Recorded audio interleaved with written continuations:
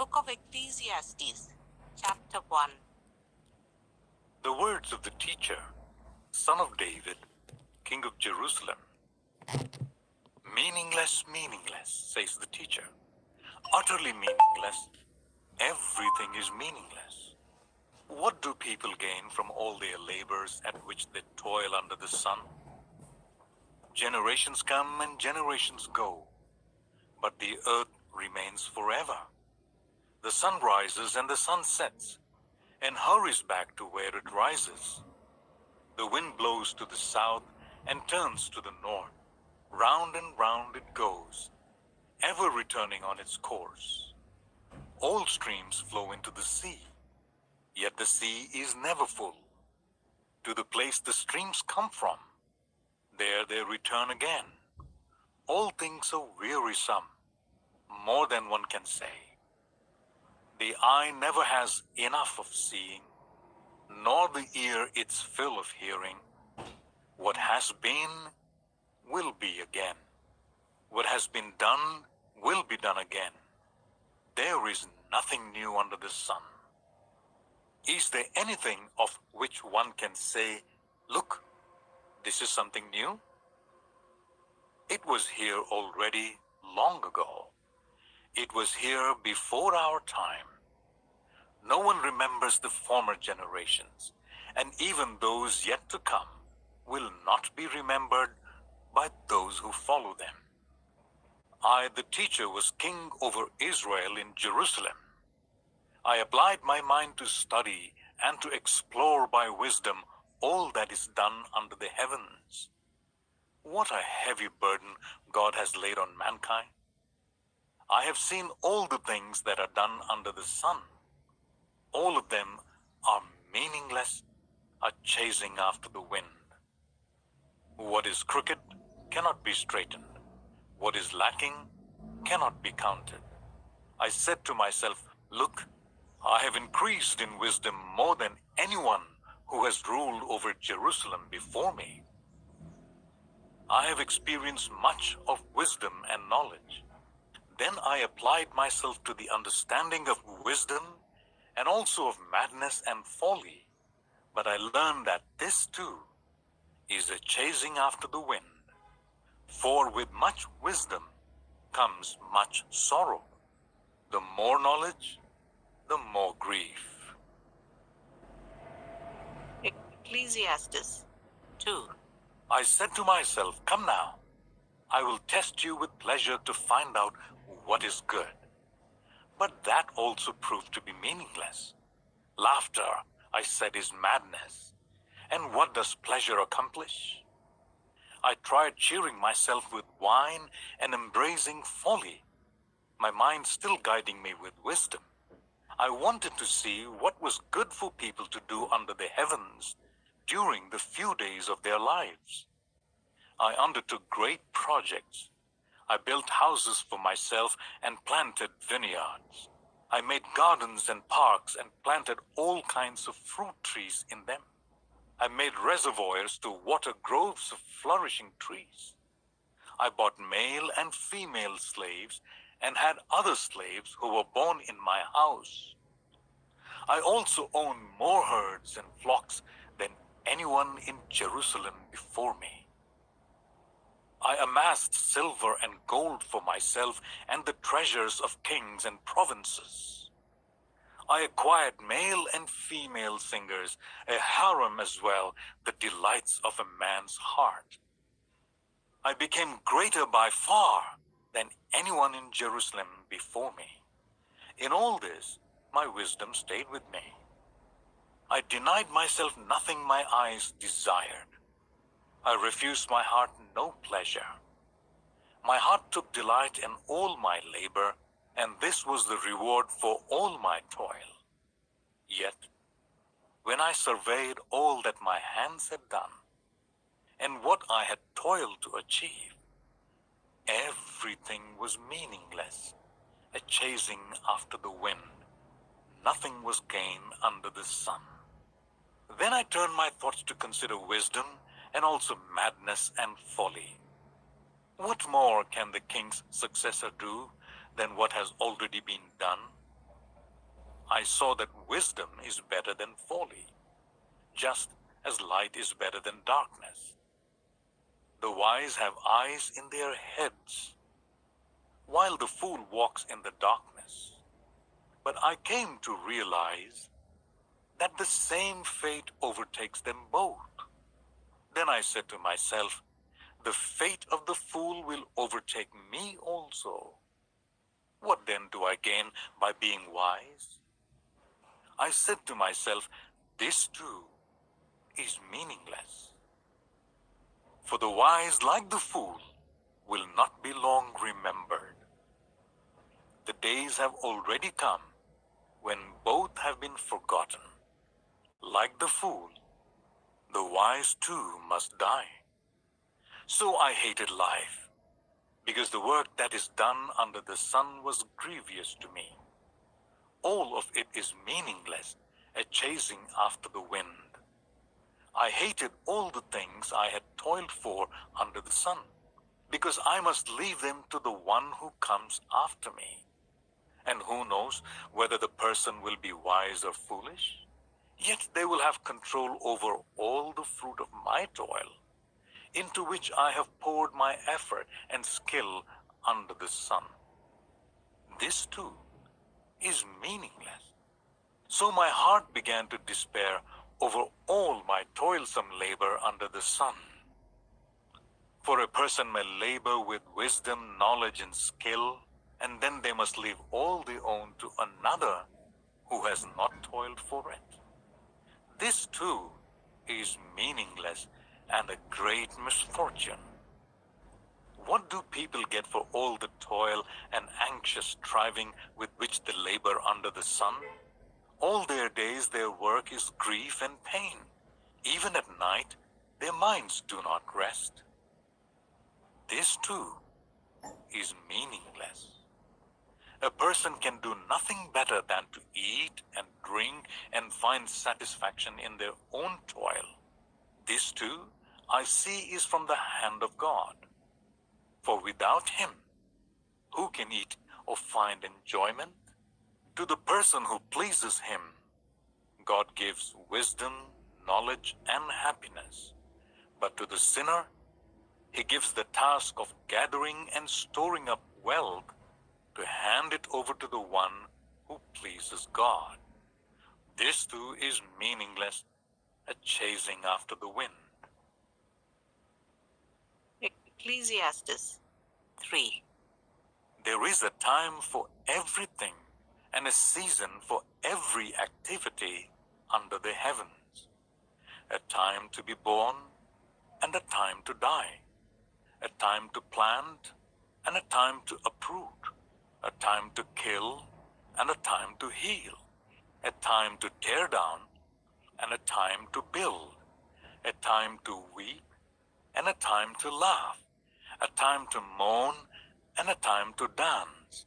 A time to scatter stones and a time to gather them. A time to embrace and a time to refrain from embracing. A time to search and a time to give up. A time to keep and a time to throw away. A time to tear and a time to mend. A time to be silent and a time to speak. A time to love and a time to hate. A time for war and a time for peace. What do workers gain from their toil? I have seen the burden God has laid on human race. He has made everything beautiful in its time. He has also set eternity in the human heart. Yet no one can fathom what God has done from beginning to end. I know that there is nothing better for people than to be happy and to do good while they live, that each of them may eat and drink and find satisfaction in all their toil. This is the gift of God. I know that everything God does will endure forever. Nothing can be added to it and nothing taken from it. God does it so that people will fear him. Whatever is has already been, and what will be has been before, and God will call the past to account. And I saw something else under the sun. In the place of judgment, wickedness was there. In the place of justice, wickedness was there. I said to myself, God will bring into judgment both the righteous and the wicked, for there will be a time for every activity, a time to judge every deed. I also said to myself, as for humans, God tests them so that they may see that they are like the animals. Surely, the fate of human beings is like that of the animals. The same fate awaits them both. As one dies, so dies the other. All have the same breath. Humans have no advantage over animals. Everything is meaningless. All go to the same place, all come from dust, and to dust all return. Who knows if the human spirit rises upward and if the spirit of the animal goes down into the earth? So I saw that there is nothing better for a person than to enjoy their work, because that is their lot. For who can bring them to see what will happen after them? Ecclesiastes 4. Again I looked and saw all the oppression that was taking place under the sun. I saw the tears of the oppressed, and they have no comforter. Power was on the side of the oppressors, and they have no comforter. And I declared that the dead who have already died are happier than the living who are still alive. But better than both is the one who has never been born, who has not seen the evil that is done under the sun. And I saw that all toil and all achievement spring from one person's envy of another. This too is meaningless, a chasing after the wind. Fools fold their hands and ruin themselves. Better one handful with tranquility than two hands full with toil and chasing after the wind. Again, I saw something meaningless under the sun. There was a man all alone. He had neither a son nor brother. There was no end to his toil, yet his eyes were not content with his wealth. For whom am I toiling, he asked, and why am I depriving myself of enjoyment? This too is meaningless, a miserable business. Two are better than one, because they have a good return for their labor. If either of them falls down, one can help the other up. But pity anyone who falls and has no one to help them up. Also, if two lie down together, they will keep warm. But how can one keep warm alone? Though one may be overpowered, two can defend themselves. A cord of 3 strands is not quickly broken. Better a poor but wise youth than an old but foolish king who no longer knows how to heed a warning. The youth may have come from prison to kingship, or he may have been born in poverty within his kingdom. I saw that all who lived and walked under the sun followed the youth, the king's successor. There was no end to all the people who were before them. But those who came later were not pleased with the successor. This too is meaningless, a chasing after the wind. Ecclesiastes 5. Guard your steps when you go to the house of God. Go near to listen, rather than to offer the sacrifice of fools who do not know that they do wrong. Do not be quick with your mouth. Do not be hasty in your heart to utter anything before God. God is in heaven and you are on earth, so let your words be few. A dream comes when there are many cares, and many words mark the speech of a fool. When you make a vow to God, do not delay to fulfill it. He has no pleasure in fools. Fulfill your vow. It is better not to make a vow than to make one and not fulfill it. Do not let your mouth lead you into sin, and do not protest to the temple messenger, "My vow was a mistake." Why should God be angry at what you say and destroy the work of your hands? Much dreaming and many words are meaningless. Therefore, fear God. If you see the poor oppressed in a district, and justice and rights denied, do not be surprised at such things.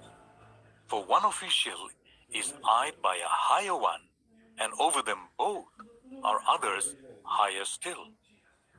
The increase from the land is taken by all. The king himself profits from the fields. Whoever loves money never has enough. Whoever loves wealth is never satisfied with their income. This too is meaningless.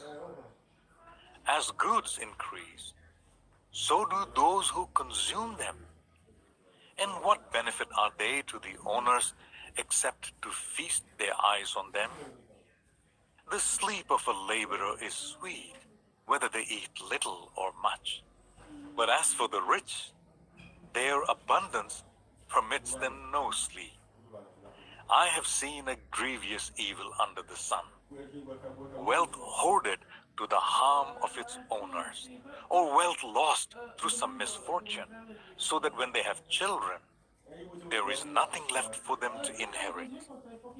Everyone comes naked from their mother's womb, and as everyone comes, so they depart. They take nothing from their toil that they can carry in their hands. This too is a grievous evil. As everyone comes, so they depart. And what do they gain since they toil for the wind? All their days they eat in darkness with great frustration, affliction, and anger. This is what I have observed to be good, that it is appropriate for a person to eat, to drink, and to find satisfaction in their toilsome labor under the sun during the few days of life God has given them, for this is their lot. Moreover, when God gives someone wealth and possessions, and the ability to enjoy them, to accept their lot and be happy in their toil, this is a gift of God. They seldom reflect on the days of their life, because God keeps them occupied with gladness of heart. Ecclesiastes 6. I have seen another evil under the sun, and it weighs heavily on mankind.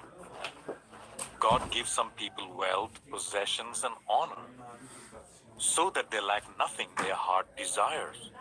But God does not grant them the ability to enjoy them, and strangers enjoy them instead.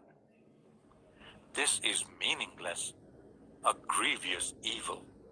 A man may have 100 children and live many years, yet no matter how long he lives, if he cannot enjoy his prosperity and does not receive proper burial, I say that a stillborn child is better off than he. It comes without meaning, it departs in darkness, and in darkness its name is shrouded. Though it never saw the sun or knew anything, it has more rest than does that man, even if he lives 1,000 years twice over, but fails to enjoy his prosperity. Do not all go to the same place? Everyone's toil is for their mouth, yet their appetite is never satisfied. What advantage have the wise over the fools? What do the poor gain by knowing how to conduct themselves before others? Better what the eye sees than the roving of the appetite. This too is meaningless, a chasing after the wind.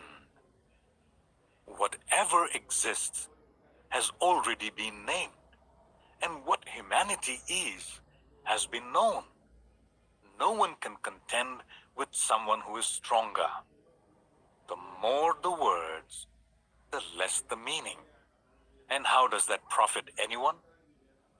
For who knows what is good for a person in life during the few and meaningless days they pass through like a shadow? Who can tell them what will happen under the sun after they are gone? Ecclesiastes 7.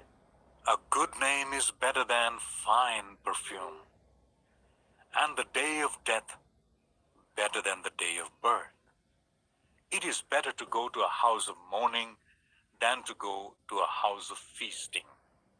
For death is the destiny of everyone. The living should take this to heart. Frustration is better than laughter, because a sad face is good for the heart. The heart of the wise is in the house of mourning, but the heart of the fools is in the house of pleasure. It is better to heed the rebuke of a wise person than to listen to the song of fools. Like the crackling of thorns under the pot, so is the laughter of fools. This too is meaningless. Extortion turns a wise person into a fool, and a bribe corrupts the heart. The end of a matter is better than its beginning, and patience is better than pride. Do not be quickly provoked in your spirit, resides in the lap of fools. Do not say, why were the old days better than these? For it is not wise to ask such questions. Wisdom, like an inheritance, is a good thing and benefits those who see the sun. Wisdom is a shelter, as money is a shelter. But the advantage of knowledge is this: wisdom preserves those who have it. Consider what God has done. Who can straighten what He has made crooked? When times are good, be happy. But when times are bad, consider this: God has made the one as well as the other. Therefore, no one can discover anything about their future. In this meaningless life of mine, I have seen both of these: the righteous perishing in their righteousness, and the wicked living long in their wickedness. Do not be over-righteous, neither be over-wise. Why destroy yourself? Do not be over-wicked, and do not be a fool. Why die before your time? It is good to grasp the one and not let go of the other. Whoever fears God will avoid all extremes. Wisdom makes one wise person more powerful than 10 rulers in a city. Indeed, there is no one on earth who is righteous, no one who does what is right and never sins. Do not pay attention to every word people say, or you may hear your servant cursing you. For you know in your heart that many times you yourself have cursed others. All this I tested by wisdom, and I said, I am determined to be wise, but this was beyond me. Whatever exists is far off and most profound. Who can discover it? So I turned my mind to understand, to investigate and to search out wisdom and the scheme of things, and to understand the stupidity of wickedness and the madness of folly. I find more bitter than death the woman who is a snare, whose heart is a trap, and whose hands are chains. The man who pleases God will escape her, but the sinner she will ensnare. Look, says the teacher, this is what I have discovered, adding one thing to another to discover the scheme of things while I was still searching, but not finding. I found one upright man among 1,000. but not one upright woman among them all. This only have I found. God created mankind upright, but they have gone in search of many schemes. Ecclesiastes 8. Who is like the wise? Who knows the explanation of things? A person's wisdom brightens their face and changes its hard appearance. Obey the king's command, I say, because you took an oath before God. Do not be in a hurry to leave the king's presence. Do not stand up for bad cause, for he will do whatever he pleases. Since the king's word is supreme, who can say to him, "What are you doing?" Whoever obeys his command will come to no harm, and the wise heart will know the proper time and procedure. For there is a proper time and procedure for every matter, though a person may be weighed down by misery. Since no one knows the future, who can tell someone else what is to come? As no one has power over the wind to contain it, so no one has power over the time of their death. As no one is discharged in time of war, so wickedness will not release those who practice it. All this I saw as I applied my mind to everything done under the sun. There is a time when a man lords it over others to his own hurt. Then too, I saw the wicked buried, those who used to come and go from the holy place and receive praise in the city where they did this. This too is meaningless. When the sentence for a crime is not quickly carried out, people's hearts are filled with schemes to do wrong. Although a wicked person who commits 100 crimes may live a long time, I know that it will go better with those who fear God, who are reverent before Him. Yet because the wicked do not fear God, it will not go well with them, and their days will not lengthen like a shadow. There is something else meaningless that occurs on earth. The righteous who get what the wicked deserve, and the wicked who get what the righteous deserve. This too, I say, is meaningless. So I commend the enjoyment of life, because there is nothing better for a person under the sun than to eat and drink and be glad. Then joy will accompany them in their toil all the days of the life God has given them under the sun. When I applied my mind to know wisdom and to observe the labor that is done on earth, people getting no sleep day or night, then I saw all that God has done. No one can comprehend what goes on under the sun. Despite all their efforts to search it out, no one can discover its meaning. Even if the wise claim they know, they cannot really comprehend it. Ecclesiastes 9.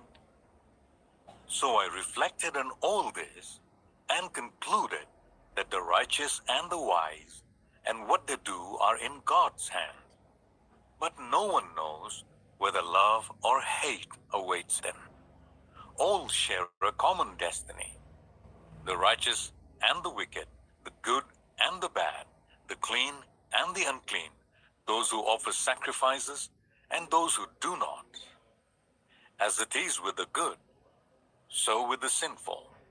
As it is with those who take oaths, so with those who are afraid to take them. This is the evil in everything that happens under the sun. The same destiny overtakes all. The hearts of people, moreover, are full of evil, and there is madness in their hearts while they live. And afterwards, they join the dead. Anyone who is among the living has hope. Even a live dog is better off than a dead lion. For the living know that they will die, but the dead know nothing. They have no further reward, and even their name is forgotten.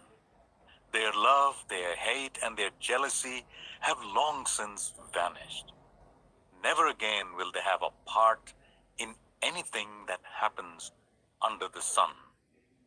Go, eat your food with gladness, and drink your wine with a joyful heart, for God has already approved what you do. Always be clothed in white, and always anoint your head with oil. Enjoy life with your wife, whom you love, all the days of this meaningless life that God has given you under the sun, all your meaningless days. For this is your lot in life, and in your toilsome labor under the sun. Whatever your hands find to do, do it with all your might. For in the realm of the dead, where you are going, there is neither working, nor planning, nor knowledge, nor wisdom. I have seen something else under the sun. The race is not to the swift, or the battle to the strong, nor does food come to the wise, or wealth to the brilliant, or favor to the learned. But time and chance happen to them all. Moreover, no one knows when their hour will come. As fish are caught in a cruel net, or birds are taken in a snare, so people are trapped by evil times that fall unexpectedly upon them. I also saw under the sun this example of wisdom that greatly impressed me. There was once a small city with only a few people in it, and a powerful king came against it, surrounded it, and built huge siege works against it. Now there lived in that city a man poor but wise, and he saved the city by his wisdom. But nobody remembered that poor man. So I said, wisdom is better than strength. But the poor man's wisdom is despised, and his words are no longer heeded. The quiet words of the wise are more to be heeded than the shouts of a ruler of fools. Wisdom is better than weapons of war, but one sinner destroys much good. Ecclesiastes 10. As dead flies give perfume a bad smell, so a little folly outweighs wisdom and honor. The heart of the wise inclines to the right, but the heart of the fool to the left. Even as fools walk along the road, they lack sense and show everyone how stupid they are. If a ruler's anger rises against you, do not leave your post. Calmness can lay great offenses to rest.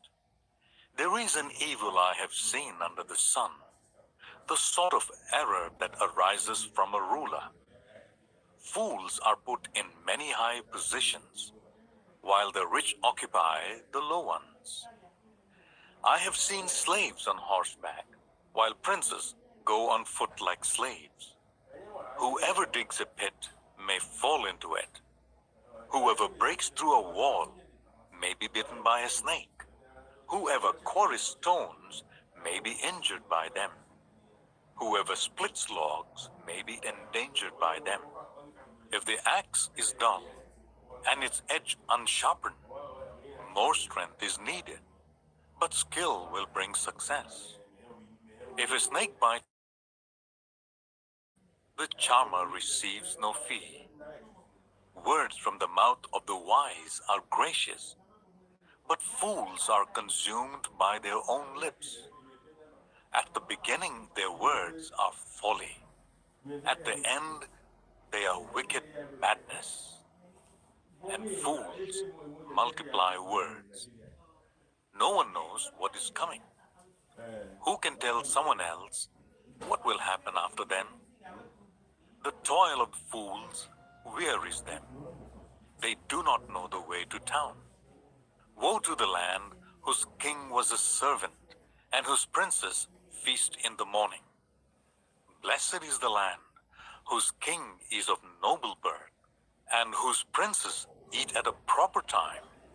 for strength and not for drunkenness. Through laziness, the rafters sag. Because of idle hands, the house leaks. A feast is made for laughter. Wine makes life merry, and money is the answer for everything. Do not revile the king even in your thoughts, or curse the rich in your bedroom, because a bird in the sky may carry your words, and a bird on the wing may report what you say. Ecclesiastes 11. Ship your grain across the sea. After many days, you may receive a return. Invest in 7 ventures, yes, in 8. You do not know what disaster may come upon the land. If clouds are full of water, they pour rain on the earth. Whether a tree falls to the south or to the north, in the place where it falls, there it will lie. Whoever watches the wind will not plant. Whoever looks at the clouds will not reap. As you do not know the path of the wind, or how the body is formed in a mother's womb, so you cannot understand the work of God, the maker of all things. Sow your seed in the morning, and at evening let your hands not be idle, for you do not know which will succeed, whether this or that, or whether both will do equally well. Light is sweet, and it pleases the eyes to see the sun. However many years anyone may live, let them enjoy them all. But let them remember the days of darkness, for there will be many. Everything to come is meaningless. You who are young, be happy while you are young, and let your heart give you joy in the days of your youth. Follow the ways of your heart, and whatever your eyes see, but know that for all these things, God will bring you into judgment. So then, banish anxiety from your heart and cast off the troubles of your body. For youth and vigor are meaningless. Ecclesiastes 12. Remember your Creator in the days of your youth, before the days of trouble come, and the years approach when you will say, I find no pleasure in them. Before the sun and the light, and the moon and the stars grow dark, and the clouds return after the rain. When the keepers of the house tremble, and the strong man stoop, when the grinders cease because they are few, and those looking through the windows grow dim, when the doors to the street are closed, and the sound of grinding fades, when people rise up at the sound of birds, but all their songs grow faint, when people are afraid of heights and of dangers in the streets, when the almond tree blossoms and the grasshopper drags itself along and desire no longer is stirred, then people go to their eternal home and mourners go about the streets. Remember him before the silver cord is severed and the golden bowl is broken, before the pitcher is shattered at the spring and the wheel broken at the well, and the dust returns to the ground it came from, and the spirit returns to God who gave it. Meaningless, meaningless, says the teacher. Everything is meaningless. Not only was the teacher wise, but also he imparted knowledge to the people. He pondered and searched out and set in order many proverbs. The teacher searched to find just the right words, and what he wrote was upright and true. The words of the wise are like goads, their collected sayings like firmly embedded nails given by one shepherd. Be warned, my son, of anything in addition to them. Of making many books there is no end, and much study wearies a body. Now all has been heard. Here is the conclusion of the matter. Fear God and keep his commandments, for this is the duty of all mankind. For God will bring every deed into judgment, including every hidden thing, whether it is good or evil. The Song of Solomon, Chapter 1. Solomon's Song of Songs. Let him kiss me with the kisses of his mouth, for your love is more delightful than wine. Pleasing is the fragrance of your perfumes. Your name is like perfume poured out. No wonder the young women love you. Take me away with you. Let us hurry. Let the king bring me into his chambers. We rejoice and delight in you. We will praise your love more than wine. How right they are to adore you. Dark am I, yet lovely, daughters of Jerusalem, dark like the tents of Kedar, like the tent curtains of Solomon. Do not stare at me because I am dark, because I am darkened by the sun. My mother's sons were angry with me and made me take care of the vineyards. My own vineyard I had to neglect. Tell me, you whom I love, where you graze your flock and where you rest your sheep at midday? Why should I be like a veiled woman beside the flocks of your friends? If you do not know, most beautiful of women, follow the tracks of the sheep and graze your young goats by the tents of the shepherds. I liken you, my darling, to a mare among Pharaoh's chariot horses. Your cheeks are beautiful with earrings, your neck with strings of jewels. We will make your earrings of gold studded with silver. While the king was at his table, my perfume spread its fragrance. My beloved is to me a sachet of myrrh resting between my breasts. My beloved is to me a cluster of henna blossoms from the vineyards of En-Gedi. How beautiful you are, my darling. Oh, how beautiful. Your eyes are doves. How handsome you are, my beloved. Oh, how charming, and our bed is verdant. The beams of our house are cedars. Our rafters are firs. Song of Songs 2. I am a rose of Sharon, a lily of the valleys. Like a lily among thorns is my darling among young women. Like an apple tree among the trees of the forest is my beloved among the young men. I delight to sit in his shade, and his fruit is sweet to my taste. Let him lead me to the banquet hall, and let his banner over me be love. Strengthen me with raisins, refresh me with apples, for I am faint with love. His left arm is under my head, and his right arm embraces me. Daughters of Jerusalem, I charge you by the gazelles and by the doors of the field, do not arouse or awaken love until it so desires. Listen, my beloved. Look, here he comes, leaping across the mountains, bounding over the hills. My beloved is like a gazelle or a young stag.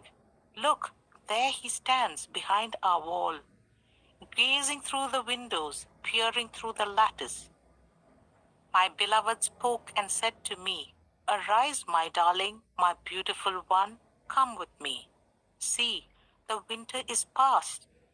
The rains are over and gone. Flowers appear on the earth. The seasons of singing has come. The cooing of doves is heard in our land. The fig tree forms its early fruit. The blossoming vines spread their fragrance. Arise, come, my darling, my beautiful one, come with me. My dove in the clefts of the rock, in the hiding places on the mountainside, show me your face. Let me hear your voice, for your voice is sweet, and your face is lovely. Catch for us the foxes, the little foxes that ruin the vineyards, our vineyards that are in bloom. My beloved is mine, and I am his. He browses among the lilies, until the day breaks and the shadows flee. Turn, my beloved, and be like a gazelle or like a young stag on the rugged hills. Song of Songs 3. All night long on my bed I looked for the one my heart loves. I looked for him, but did not find him. I will get up now and go about the city through its streets and squares. I will search for the one my heart loves. So I looked for him, but did not find him. The watchmen found me as they made their rounds in the city. Have you seen the one my heart loves? Scarcely had I passed them when I found the one my heart loves. I held him and would not let him go, till I had brought him to my mother's house, to the room of the one who conceived me.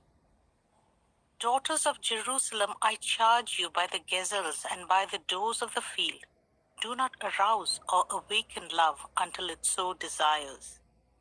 Who is this coming up from the wilderness like a column of smoke, perfumed with myrrh and incense made from all the spices of the merchant? Look, it is Solomon's carriage escorted by 60 warriors, the noblest of Israel, all of them wearing the sword, all experienced in battle, each with his sword at his side prepared for the terrors of the night. King Solomon made for himself the carriage. He made it of wood from Lebanon. Its posts he made of silver, its base of gold. Its seat was upholstered with purple, its interior inlaid with love. Daughters of Jerusalem, come out and look, you daughters of Zion.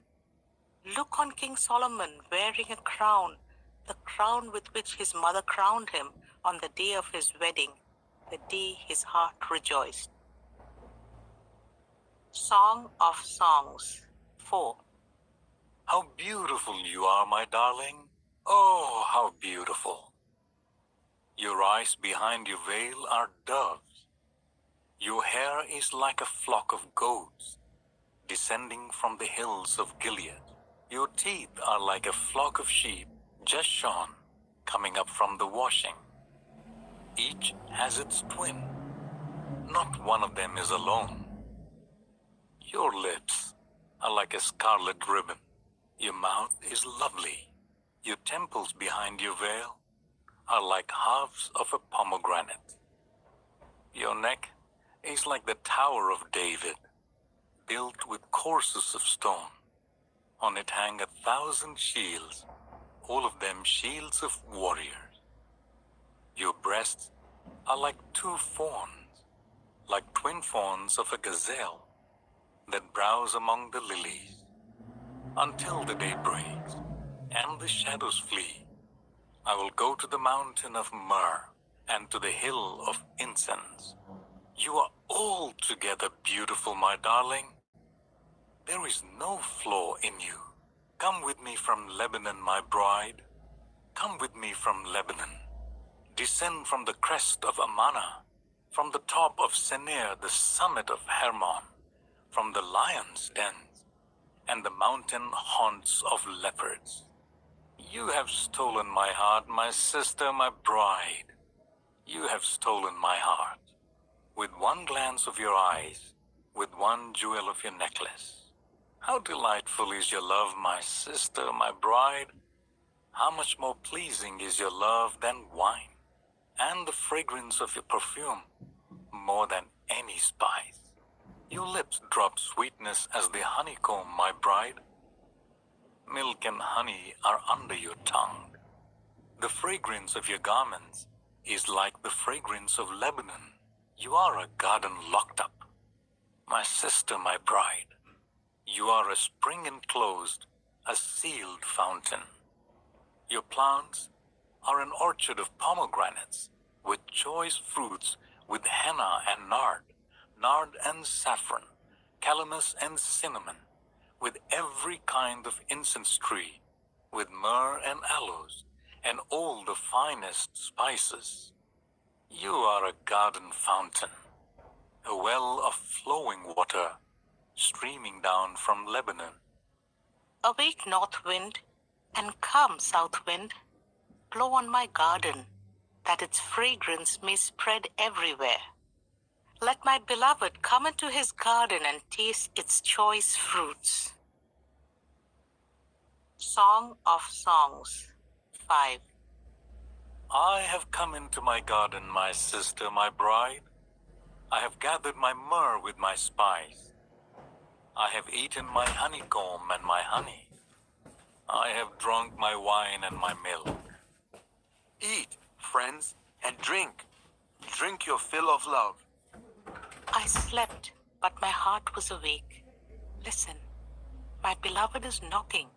Open to me, my sister, my darling, my dove, my flawless one.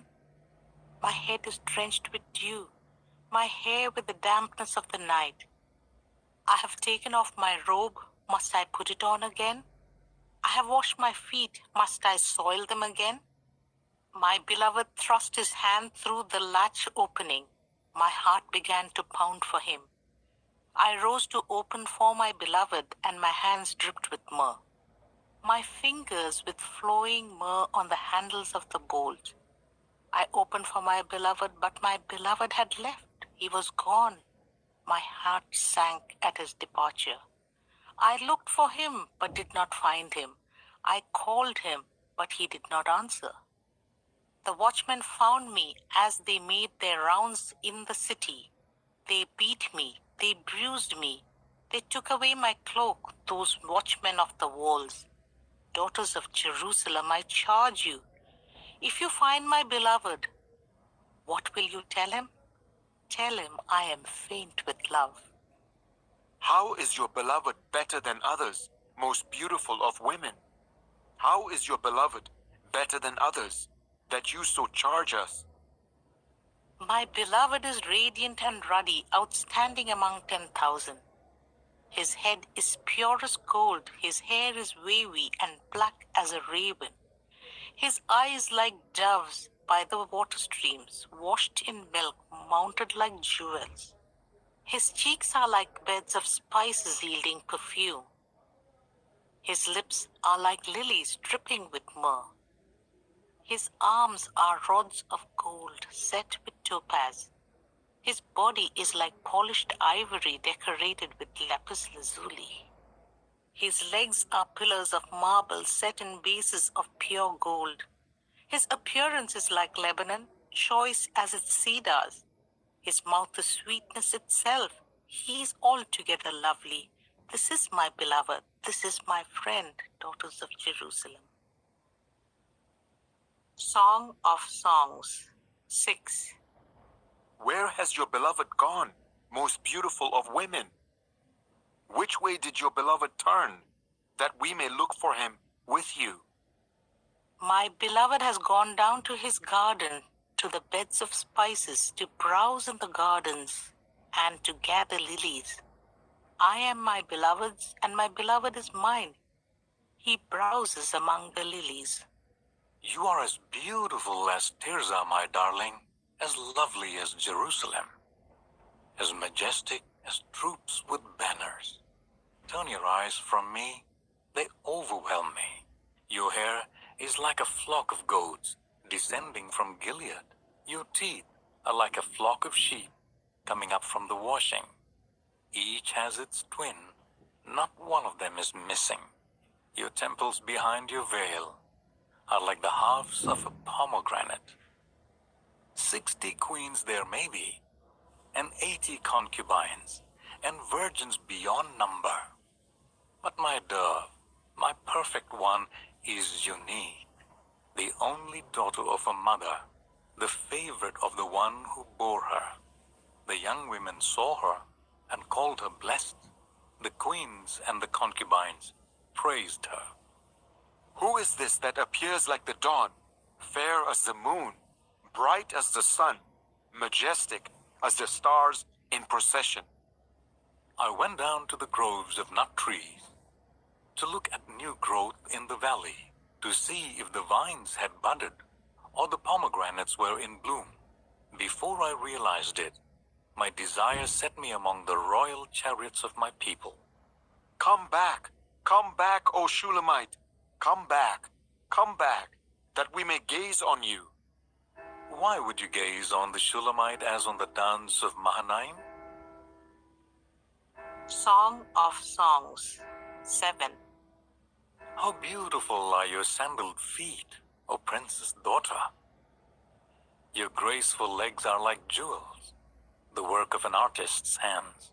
Your navel is a rounded goblet that never lacks blended wine. Your waist is a mound of wheat encircled by lilies. Your breasts are like two fawns, like twin fawns of a gazelle. Your neck is like an ivory tower. Your eyes are pools of Heshbon by the gate of Bat Rabim. Your nose is like the tower of Lebanon, looking towards Damascus. Your head crowns you like Mount Carmel. Your hair is like royal tapestry. The king is held captive by its tresses. How beautiful you are, and how pleasing, my love, with your delights. Your stature is like that of a palm, and your breasts like clusters of fruit. I said, I will climb the palm tree. I'll take hold of its fruit. May your breasts be like clusters of grapes on the vine, and the fragrance of your breath like apples, and your mouth like the best wine. May the wine go straight to my beloved, flowing gently over lips and teeth. I belong to my beloved, and his desire is for me. Come, my beloved, let us go to the countryside. Let us spend the night in the villages. Let us go early to the vineyards to see if the vines have budded, if their blossoms have opened, and if the pomegranates are in bloom. There I will give you my love. The mandrakes send out their fragrance, and at our door is every delicacy, both new and old, that I have stored up for you, my beloved. Song of Songs 8. If only you were to me like a brother who was nursed at my mother's breast, then if I found you outside, I would kiss you, and no one would despise me. I would lead you and bring you to my mother's house, she who has taught me. I would give you spiced wine to drink, the nectar of my pomegranates. His left arm is under my head, and his right arm embraces me. Daughters of Jerusalem, I charge you, do not arouse or awaken love until it so desires. Who is this coming up from the wilderness, leaning on her beloved? Under the apple tree I roused you. There your mother conceived you. There she who was in labor gave you birth. Place me like a seal over your heart, like a seal on your arm, for love is as strong as death, its jealousy unyielding as the grave.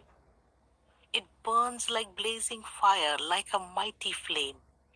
Many waters cannot quench love. Rivers cannot sweep it away. If one were to give all the wealth of one's house for love, it would be utterly scorned. We have a little sister, and her breasts are not yet grown.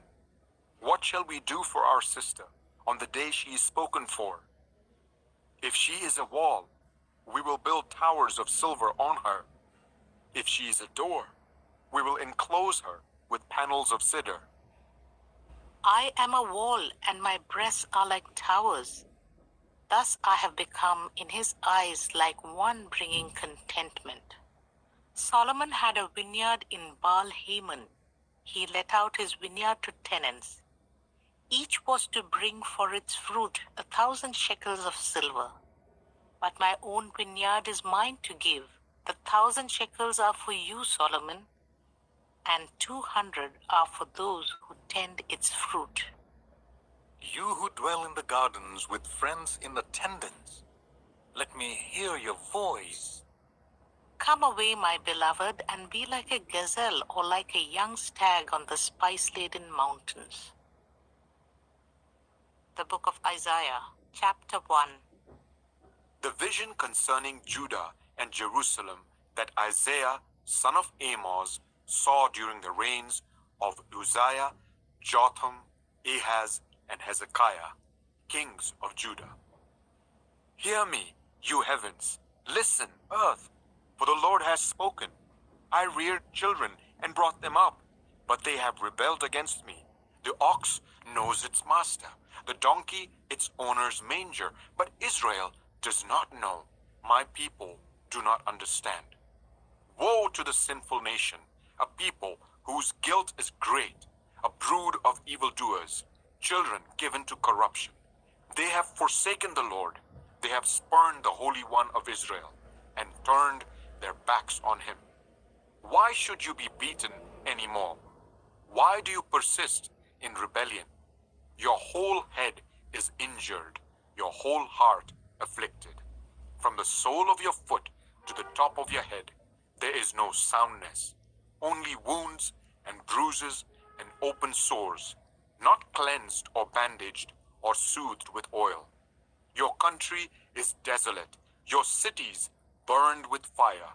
Your fields are being stripped by foreigners right before you, laid waste as when overthrown by strangers. Daughter Zion is left like a shelter in a vineyard, like a hut in a cucumber field, like a city under siege. Unless the Lord Almighty had left us some survivors, we would have become like Sodom. We would have been like Gomorrah. Hear the word of the Lord, you rulers of Sodom.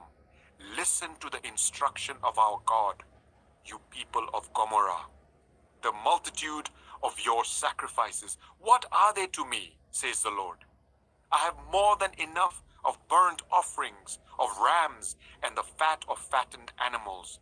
I have no pleasure in the blood of bulls and lambs and goats. When you come to appear before me, who has asked this of you, this trampling of my courts? Stop bringing meaningless offerings.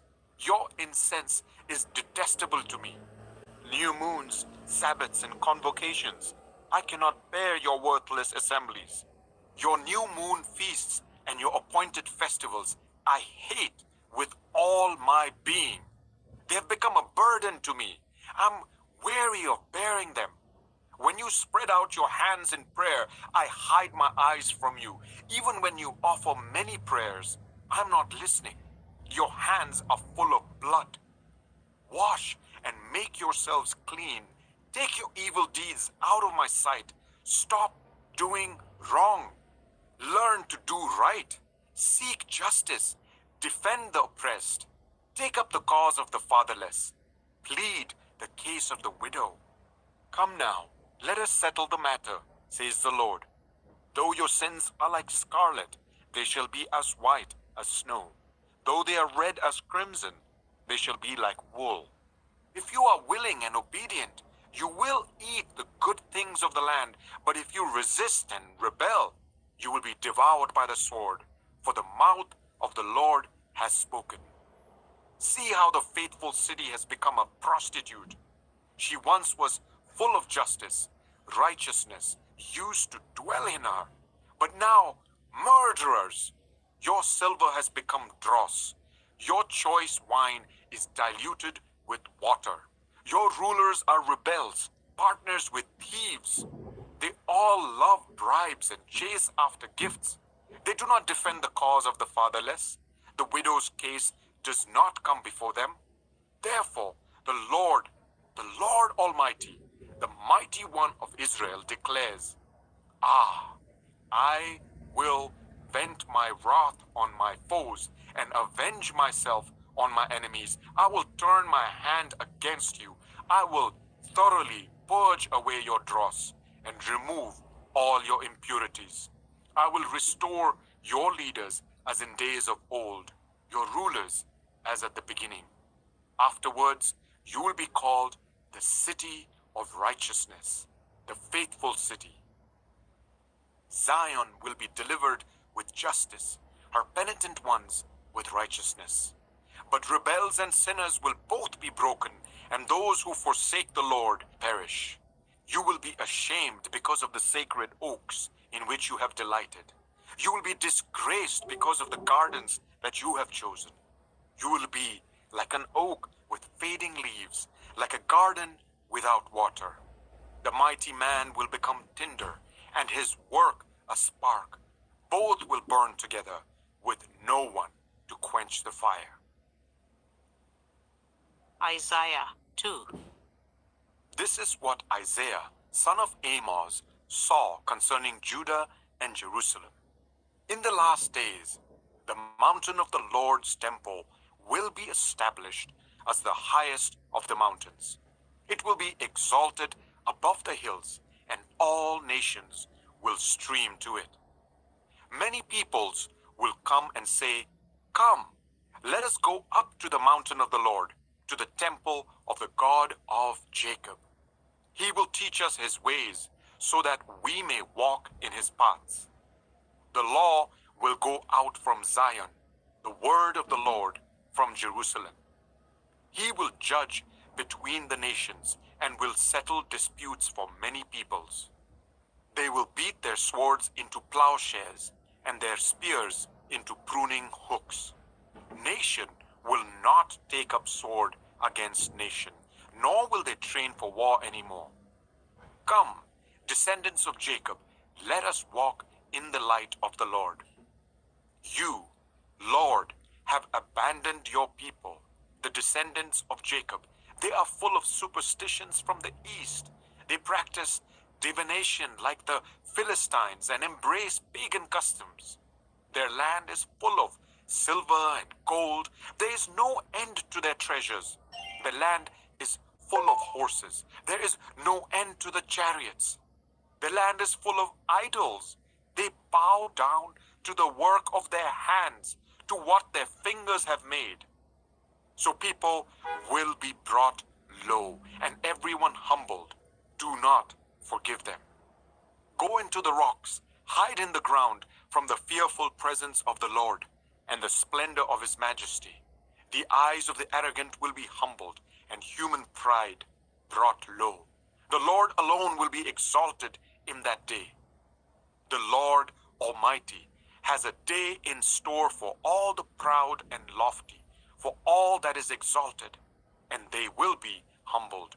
For all the cedars of Lebanon, tall and lofty, and all the oaks of Bashan, for all the towering mountains and all the high hills, for every lofty tower and every fortified wall, for every trading ship and every stately vessel. The arrogance of man will be brought low, and human pride humbled. The Lord alone will be exalted in that day, and the idols will totally disappear. People will flee to caves in the rocks and to holes in the ground from the fearful presence of the Lord, and when he rises to shake the earth. In that day, people will throw away to the moles and bats their idols of silver and idols of gold, which they made to worship. They will flee to caverns in the rocks and to the overhanging crags from the fearful presence of the Lord and the splendor of his majesty when he rises to shake the earth. Stop trusting in mere humans who drills. Why hold them in esteem? Isaiah 3. See now, the Lord Almighty, is about to take from Jerusalem and Judah both supply and support, all supplies of food and all supplies of water, the hero and the warrior, the judge and the prophet, the diviner and the elder, the captain of 50 and the man of rank, the counselor, skilled craftsman and clever enchanter. I will make mere youths their officials. Children will rule over them. People will oppress each other, man against man, neighbor against neighbor. The young will rise up against the old, the nobody against the honored. A man will seize one of his brothers in his father's house and say, "You have a cloak, you be our leader, take charge of this heap of ruins." But in that day he will cry out, "I have no remedy, I have no food or clothing in my house. Do not make me the leader of the people." Jerusalem staggers, Judah is falling. Their words and deeds are against the Lord, defying his glorious presence. The look on their faces testifies against them. They parade their sin like Sodom. They do not hide it. Woe to them! They have brought disaster upon themselves. Tell the righteous it will be well with them, for they will enjoy the fruit of their deeds. Woe to the wicked! Disaster is upon them. They will be paid back for what their hands have done. Youths oppress my people. Women rule over them. My people, your guides, lead you astray. The Lord takes his place in court. He rises to judge the people. The Lord enters into judgment against the elders and leaders of his people. It is you who have ruined my vineyard. The plunder from the poor is in your houses. What do you mean by crushing my people and grinding the faces of the poor? Declares the Lord Almighty. The Lord says, the women of Zion are haughty, walking along with outstretched necks, flirting with their eyes, strutting along with swaying hips, with ornaments jingling on their ankles. Therefore, the Lord will bring sores on the heads of the women of Zion. The Lord will make their scalps bald. In that day, the Lord will snatch away their finery, the bangles and headbands and crescent necklaces, the earrings and bracelets and veils, the headdresses and anklets and sashes, the perfume bottles and charms, the signet rings and nose rings, the fine robes and the capes and cloaks, the purses and mirrors, and the linen garments and tiaras and shawls. Instead of fragrance, there will be a stench. Instead of a sash, a rope. Instead of well-dressed hair, baldness. Instead of fine clothing, sackcloth. Instead of beauty, branding. Your men will fall by the sword, your warriors in battle. The gates of Zion will lament and mourn. Destitute, she will sit on the ground. Isaiah 4. In that day, 7 women will take hold of one man and say, we will eat our own food and provide our own clothes. Only let us be called by your name. Take away our disgrace. In that day, the branch of the Lord will be beautiful and glorious, and the fruit of the land will be the pride and glory of the survivors in Israel. Those who are left in Zion, who remain in Jerusalem, will be called holy. All who are recorded among the living in Jerusalem. The Lord will wash away the filth of the women of Zion. He will cleanse the bloodstains from Jerusalem by a spirit of judgment and a spirit of fire. Then the Lord will create over all of Mount Zion and over those who assemble there a cloud of smoke by day and a glow of flaming fire by night. Over everything, the glory will be a canopy. It will be a shelter and shade from the heat of the day, and a refuge and hiding place from the storm and rain. Isaiah 5. I will sing for the one I love, a song about his vineyard. My loved one had a vineyard on a fertile hillside. He dug it up and cleared it of stones and planted it with the choicest vines, built a watchtower in it and cut out a winepress as well. Then he looked for a crop of good grapes, but it yielded only bad fruit. Now you dwellers in Jerusalem and people of Judah, judge between me and my vineyard. What more could have been done for my vineyard than I have done for it? When I looked for good grapes, why did it yield only bad? Now I will tell you what I'm going to do to my vineyard. I will take away its hedge, and it will be destroyed. I will break down its wall, and it will be trampled. I will make it a wasteland, neither pruned nor cultivated, and briars and thorns will grow there. I will command the clouds not to rain on it. The vineyard of the Lord Almighty is the nation of Israel, and the people of Judah are the vines he delighted in. And he looked for justice, but saw bloodshed, for righteousness, but heard cries of distress. Woe to you who add house to house and join field to field, till no space is left and you live alone in the land. The Lord Almighty has declared in my hearing, surely the great houses will become desolate, the fine mansions left without occupants. A 10-acre vineyard will produce only a bath of wine. A homer of seed will yield only an ephah of grain. Woe to those who rise early in the morning to run after their drinks, who stay up late at night till they are inflamed with wine. They have harps and lyres at their banquets, pipes and tambourines and wine, but they have no regard for the deeds of the Lord, no respect for the work of his hands. Therefore, my people will go into exile for lack of understanding. Those of high rank will die of hunger, and the common people will be parched with thirst. Therefore, death expands its jaws, opening wide its mouth. Into it will descend their nobles and masses with all their brawlers and revelers. So people will be brought low and everyone humbled, the eyes of the arrogant humbled.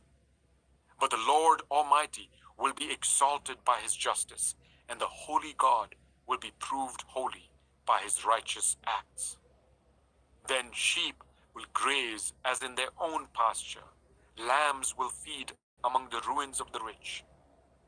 Woe to those who draw sin along with cords of deceit, and wickedness as with cart ropes.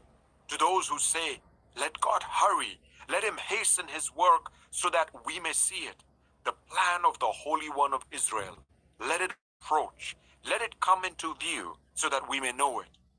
Woe to those who call evil good and good evil, who put darkness for light and light for darkness, who put bitter for sweet and sweet for bitter. Woe to those who are wise in their own eyes and clever in their own sight. Woe to those who are champions at mixing drinks, who acquit the guilty for a bribe but deny justice to the innocent. Therefore, as tongues of fire lick up straw and as dry grass sinks down in the flames, so their roots will decay and their flowers blow away like dust. For they have rejected the law of the Lord Almighty and spurned the word of the Holy One of Israel. Therefore, the Lord's anger burns against his people. His hand is raised and he strikes them down. The mountains shake and the dead bodies are like refuse in the streets.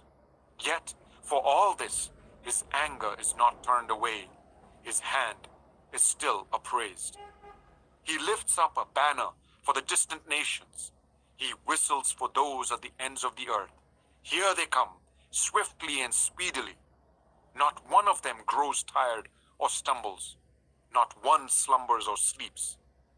Not a belt is loosened at the waist. Not a sandal strap is broken. Their arrows are sharp. All their bows are strung. Their horses' hoofs seem like flint. Their chariot wheels like a whirlwind. Their roar is like that of the lion. They roar like young lions. They growl as they seize their prey and carry it off with no one to rescue. In that day, they will roar over it like the roaring of the sea. And if one looks at the land, there is only darkness and distress. Even the sun will be darkened by clouds. Isaiah 6. In the year that King Uzziah died, I saw the Lord, high and exalted, seated on a throne, and the train of his robe filled the temple. Above him were a seraphim, each with 6 wings. With 2 wings they covered their faces, with 2 they covered their feet, and with 2 they were flying. And they were calling to one another, Holy, holy, holy is the Lord Almighty. The whole earth is full of his glory. At the sound of their voices, the doorposts and thresholds shook, and the temple was filled with smoke. Woe to me, I cried, I am ruined, for I am a man of unclean lips, and I live among a people of unclean lips, and my eyes have seen the King, the Lord Almighty. Then one of the seraphim flew to me with a live coal in his hand, which he had taken with tongs from the altar. With it he touched my mouth and said, See, this has touched your lips. Your guilt is taken away, and your sin atoned for. Then I heard the voice of the Lord saying, Whom shall I send, and who will go for us? And I said, Here am I, send me. He said, Go and tell this people, be ever hearing, but never understanding. Be ever seeing, but never perceiving. Make the heart of this people calloused. Make their ears dull and close their eyes. Otherwise, they might see with their eyes, hear with their ears, understand with their hearts, and turn and be healed. Then I said, For how long, Lord? And he answered, Until the cities lie ruined and without inhabitant, until the houses are left deserted and the fields ruined and ravaged, until the Lord has sent everyone far away and the land is utterly forsaken. And though a tenth remains in the land, it will again be laid waste. But as the terebinth and oak leave stumps when they are cut down, so the holy seed will be the stump in the land. Isaiah 7. When Ahaz, son of Jotham, the son of Uzziah, was king of Judah, King Rezin of Aram and Pekah, son of Remaliah, king of Israel, marched up to fight against Jerusalem, but they could not overpower it. Now the house of David was told, Aram had allied itself with Ephraim. So the hearts of Ahaz and his people were shaken, as the trees of the forest are shaken by the... Then the Lord said to Isaiah, Go out, you and your son Shear-Jashub, to meet Ahaz at the end of the aqueduct of the upper pool on the road to the launderer's field. Say to him, Be careful, keep calm, and don't be afraid. Do not lose heart because of these two smoldering stubs of firewood, because of the fierce anger of Rezin and Aram and of the son of Remaliah. Aram, Ephraim, and Remaliah's son have plotted your ruin, saying, Let us invade Judah. Let us tear it apart and divide it among ourselves, and make the sun. Yet, this is what the sovereign Lord says. It will not take place. It will not happen. For the head of Aram is Damascus, and the head of Damascus is only Rezin. Within 65 years, Ephraim will be too shattered to be a people. The head of Ephraim is Samaria, and the head of Samaria is only Remaliah's son. If you do not stand firm in your faith, you will not stand at all. Again, the Lord spoke to Ahaz, Ask the Lord your God for a sign, whether in the deepest depths or in the highest heights. But Ahaz said, I will not ask. I will not put the Lord to the test. Then Isaiah said, Hear now, you house of David, is it not enough to try the patience of humans? Will you try the patience of my God also? Therefore, the Lord himself will give you a sign. The virgin will conceive and give birth to a son, and will call him Emmanuel. He will be eating curds and honey when he knows enough to reject the wrong and choose the right. For before the boy knows enough to reject the wrong and choose the right, the land of the two kings you dread will be laid waste. The Lord will bring on you and your people and on the house of your father a time unlike any since Ephraim broke away from Judah. He will bring the king of Assyria. In that day, the Lord will whistle for flies from the Nile Delta in Egypt and for bees from the land of Assyria. They will all come and settle in the steep ravines and in the crevices in the rocks, on all the thorn bushes and at all the water holes. In that day, the Lord will use a razor hired from beyond the river Euphrates, the king of Assyria, to shave your heads and private parts, and to cut off your beards also. In that day, a person will keep alive a young cow and 2 goats. And because of the abundance of the milk they give, there will be curds to eat. All who remain in the land will eat curds and honey. In that day, in every place where there were 1,000 vines worth 1,000 silver shekels, there will be only briars and thorns. Hunters will go there with bow and arrow, for the land will be covered with briars and thorns. As for all the hills once cultivated by the hoe, you will no longer go there for fear of the briars and thorns. They will become places where cattle are turned loose and where sheep run. Isaiah 8. The Lord said to me, "Take a large scroll and write on it with an ordinary pen, Maher Shalal Hashbaz." So I called in Uriah the priest and Zechariah son of Jeberechiah as reliable witnesses for me. Then I made love to the prophetess, and she conceived and gave birth to a son. And the Lord said to me, "Name him Maher Shalal Hashbaz. For before the boy knows how to say, 'My father,' or 'my mother,' the wealth of Damascus and the plunder of Samaria will be carried off by the king of Assyria." The Lord spoke to me again. "Because this people has rejected the gently flowing waters of Shiloah and rejoices over Rezin and the son of Remaliah, therefore the Lord is about to bring against them the mighty flood waters of the Euphrates, the king of Assyria with all his pomp. It will overflow all its channels, run over all its banks, and sweep on into Judah, swirling over it, passing through it, and reaching up to the neck. Its outspread wings will cover the breadth of your land. Emmanuel. Raise the war cry, you nations, and be shattered. Listen, all you distant lands, prepare for battle and be shattered.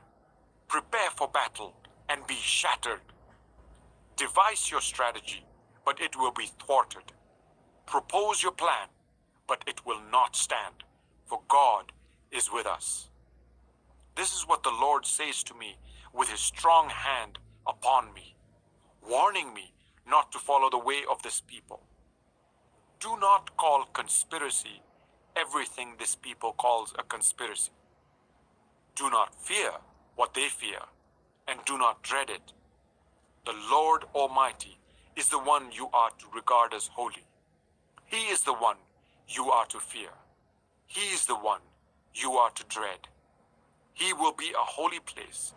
For both Israel and Judah, he will be a stone that causes people to stumble, and a rock that makes them fall.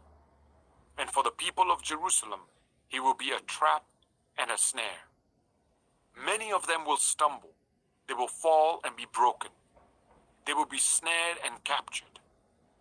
Bind up this testimony of warning and seal up God's instruction among my disciples. I will wait for the Lord, who is hiding his face from the descendants of Jacob. I will put my trust in him. Here am I, and the children the Lord has given me. We are signs and symbols in Israel from the Lord Almighty, who dwells on Mount Zion. When someone tells you to consult mediums and spiritists who whisper and mutter, Should not a people inquire of their God? Why consult the dead on behalf of the living? Consult God's instruction and the testimony of warning. If anyone does not speak according to this word, they have no light of dawn. Distressed and hungry, they will roam through the land. When they are famished, they will become enraged, and looking upwards, will curse their king and their God. Then they will look towards the earth and see only distress and darkness and fearful gloom, and they will be thrust into utter darkness. Isaiah 9.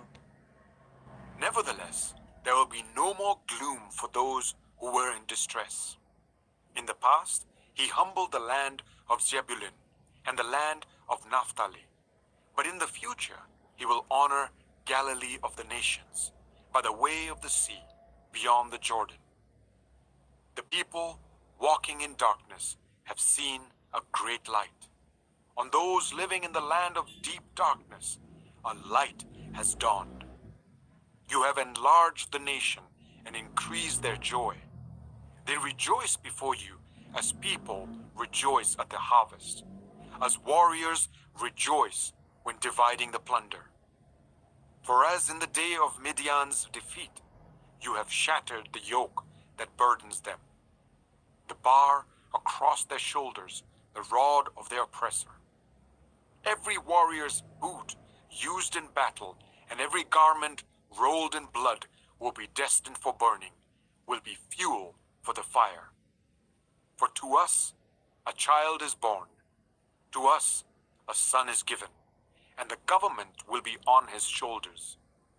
And he will be called Wonderful Counselor, Mighty God, Everlasting Father, Prince of Peace. Of the greatness of his government and peace there will be no end. He will reign on David's throne and over his kingdom, establishing and upholding it with justice and righteousness from that time on and forever. The zeal of the Lord Almighty will accomplish this. The Lord has sent a message against Jacob. It will fall on Israel. All the people will know it, Ephraim and the inhabitants of Samaria, who say with pride and arrogance of heart, the bricks have fallen down, but we will rebuild with dressed stone. The fig trees have been felled, but we will replace them with cedars. But the Lord has strengthened Rezin's foes against them, and has spurred their enemies on. Arameans from the east and Philistines from the west have devoured Israel with open mouth. Yet for all this, his anger is not turned away. His hand is still upraised. But the people have not returned to him who struck them, nor have they sought the Lord Almighty. So the Lord will cut off from Israel both head and tail, both palm branch and reed in a single day. The elders and dignitaries are the head. The prophets who teach lies are the tail. Those who guide this people mislead them, and those who are guided are led astray. Therefore, the Lord will take no pleasure in the young men, nor will he pity the fatherless and widows, for everyone is ungodly and wicked. Every mouth speaks folly. Yet for all this, his anger is not turned away, his hand is still upraised. Surely wickedness burns like a fire. It consumes briars and thorns. It sets the forest thickets ablaze, so that it rolls upwards in a column of smoke. By the wrath of the Lord Almighty, the land will be scorched, and the people will be fuel for the fire. They will not spare one another. On the right, they will devour, but still be hungry. On the left, they will eat, but not be satisfied. Each will feed on the flesh of their own offspring. Manasseh will feed on Ephraim, and Ephraim on Manasseh. Together they will turn against Judah. Yet for all this, his anger is not turned away. His hand is still upraised. Isaiah 10. Woe to those who make unjust laws, to those who issue oppressive decrees to deprive the poor of their rights and withhold justice from the oppressed of my people, making widows their prey and robbing the fatherless. What will you do on the day of reckoning, when disaster comes from afar? To whom will you run for help? Where will you leave your riches? Nothing will remain but to cringe among the captives or fall among the slain. Yet for all this, his anger is not turned away. His hand is still upraised. Woe to the Assyrian, the rod of my anger, in whose hand is the club of my wrath.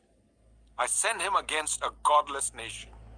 I dispatch him against a people who anger me, to seize loot and snatch plunder, and to trample them down like mud in the streets.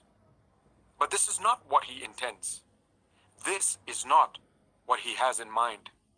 His purpose is to destroy, to put an end to many nations. Are not my commanders all kings? He says. Has not Calno feared like Carchemish? Is not Hamath like Arpad, and Samaria like Damascus? As my hand sees the kingdoms of the idols, kingdoms whose images excel those of Jerusalem and Samaria, shall I not deal with Jerusalem and her images as I dealt with Samaria and her idols? When the Lord has finished all his work against Mount Zion and Jerusalem, he will say, I will punish the king of Assyria for the willful pride of his heart and the haughty look in his eyes. For he says, by the strength of my hand I have done this, and by my wisdom, because I have understanding. I removed the boundaries of nations. I plundered their treasures. Like a mighty one, I subdued their kings. As one reaches into a nest, so my hand reached for the wealth of the nations. As people gathered abandoned eggs, so I gathered all the countries. Not one flapped a wing or opened its mouth to chirp. Does the axe raise itself above the person who swings it, or the saw boast against the one who uses it? As if a rod were to wield the person who lifts it up, or a club brandish the one who is not wood. Therefore, the Lord Almighty will send a wasting disease upon his sturdy warriors. Under his pomp, a fire will be kindled like a blazing flame. The light of Israel will become a fire, their Holy One a flame. In a single day, it will burn and consume his thorns and his briars. The splendor of his forests and fertile fields it will completely destroy, as when one who is ill wastes away. And the remaining trees of his forests will be so few that a child could write them down. In that day, the remnant of Israel, the survivors of Jacob, will no longer rely on him who struck them down, but will truly rely on the Lord, the Holy One of Israel. A remnant will return. A remnant of Jacob will return to the mighty God. Though your people be like the sand by the sea, Israel, only a remnant will return. Destruction has been decreed, overwhelming and righteous. The Lord Almighty will carry out the destruction decreed upon the whole land. Therefore, this is what the Lord Almighty says. My people who live in Zion, do not be afraid of the Assyrians who beat you with a rod and lift up a club against you as Egypt did. Very soon, my anger against you will end, and my wrath will be directed to their destruction. The Lord Almighty will lash them with a whip, as when he struck down Midian at the rock of Oreb. And he will raise his staff over the waters, as he did in Egypt. In that day their burden will be lifted from your shoulders, their yoke from your neck. The yoke will be broken, because you have grown so fat. They enter Ayath, they pass through Migron, they store supplies at Michmash. They go over the pass and say, we will camp overnight at Geba. Ramah trembles, Gibeah of Saul flees. Cry out, daughter Galim, listen, Laisha. Poor Anathoth, Madmenah is in flight. The people of Gebim take cover.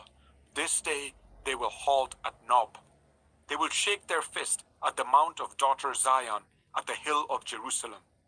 See, the Lord Almighty, will lop off the boughs with great power. The lofty trees will be felled. The tall ones will be brought low. He will cut down the forest thickets with an axe. Lebanon will fall before the mighty one. Isaiah 11. A shoot will come up from the stump of Jesse. From his roots, a branch will bear fruit. The Spirit of the Lord will rest on him, the Spirit of wisdom and of understanding, the Spirit of counsel and of might, the Spirit of the knowledge and fear of the Lord. And he will delight in the fear of the Lord. He will not judge by what he sees with his eyes, or decide by what he hears with his ears. But with righteousness he will judge the needy. With justice he will give decisions for the poor of the earth. He will strike the earth with the rod of his mouth. With the breath of his lips he will slay the wicked. Righteousness will be his belt, and faithfulness the sash round his waist. The wolf will live with the lamb. The leopard will lie down with the goat. The calf and the lion and the yearling together, and a little child will lead them. The cow will feed with the bear. Their young will lie down together, and the lion will eat straw like the ox. The infant will play near the cobra's den, and the young child will put its hand into the viper's nest. They will neither harm nor destroy on all my holy mountain, for the earth will be filled with the knowledge of the Lord as the water covers the sea. In that day, the root of Jesse will stand as a banner for the peoples. The nations will rally to him, and his resting place will be glorious. In that day, the Lord will reach out his hand a second time to reclaim the surviving remnant of his people from Assyria, from Lower Egypt, from Upper Egypt, from Cush, from Elam, from Babylonia, from Hamath, and from the islands of the Mediterranean. He will raise a banner for the nations and gather the exiles of Israel. He will assemble the scattered people of Judah from the four quarters of the earth. Ephraim's jealousy will vanish, and Judah's enemies will be destroyed. Ephraim will not be jealous of Judah, nor Judah hostile towards Ephraim. They will swoop down on the slopes of Philistia to the west. Together they will plunder the people to the east. They will subdue Edom and Moab, and the Ammonites will be subject to them. The Lord will dry up the gulf of the Egyptian sea. With a scorching wind, he will sweep his hand over the river Euphrates. He will break it up into 7 streams, so that anyone can cross over in sandals. There will be a highway for the remnant of his people that is left from Assyria, as there was for Israel when they came up from Egypt. Isaiah 12. In that day you will say, I will praise you, Lord. Although you were angry with me, your anger has turned away and you have comforted me. Surely God is my salvation. I will trust and not be afraid. The Lord himself is my strength and my defense. He has become my salvation. With joy you will draw water from the wells of salvation. In that day you will say, give praise to the Lord, proclaim his name, make known among the nations what he has done, and proclaim that his name is exalted. Sing to the Lord, for he has done glorious things. Let this be known to all the world. Shout aloud and sing for joy, people of Zion, for great is the Holy One of Israel among you. Isaiah 13. A prophecy against Babylon that Isaiah, son of Amoz, saw. Raise a banner on a bare hilltop. Shout to them. Beckon to them to enter the gates of the nobles. I have commanded those I prepared for battle. I have summoned my warriors to carry out my wrath, those who rejoice in my triumph. Listen, a noise on the mountains like that of a great multitude. Listen, an uproar among the kingdoms like nations massing together.